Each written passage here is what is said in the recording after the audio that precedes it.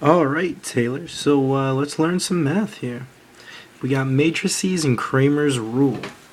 So, step one, we got to set up the equation to be solvable. So, we're going to take your equation, and then we're going to take the coefficients of each and set them up going across. So, they correspond with each other, so exactly like that x is the top left, that 1 is the top left, because 1 is the coefficient of just x. Same thing with y, and then that 1 on the other side, and then x and 7 and negative 7y. So, we set it up just like this. That's the left side over here, and that's the right side over here.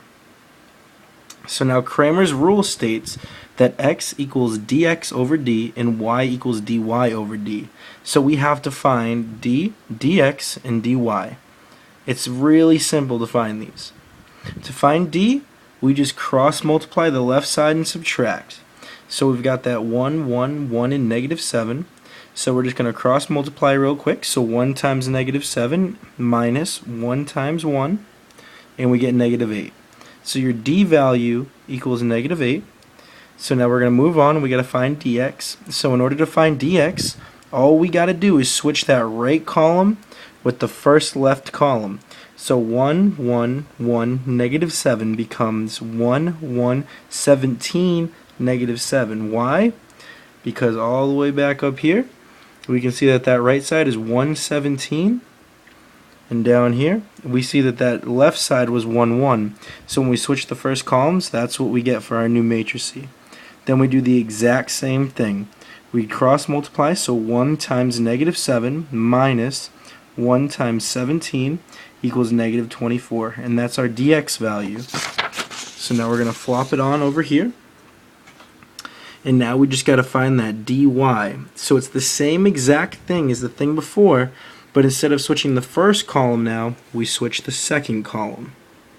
So we got that 1, 1, 1, negative 7, which switches over to being 1, 1, 1, 17 when we switch that right side with the second left column. Okay? So now we do the same thing, we cross multiply, so we got 1 times 17 minus 1 times 1 equals 16. And now we've got all of our numbers here we need for the d's. So we got dy equals 16, d equals negative 8, and dx equals negative 24. So now we go back to Cramer's rule, which is x equals dx over d and y equals dy over d. So we do some math over here, and we get negative 24 over negative 8 equals x. So x equals 1/3. And then 16 over negative 8 equals negative 1/2. And that's your answer. This can be used for any kind of equation that has to deal with matrices and variables in a linear equation.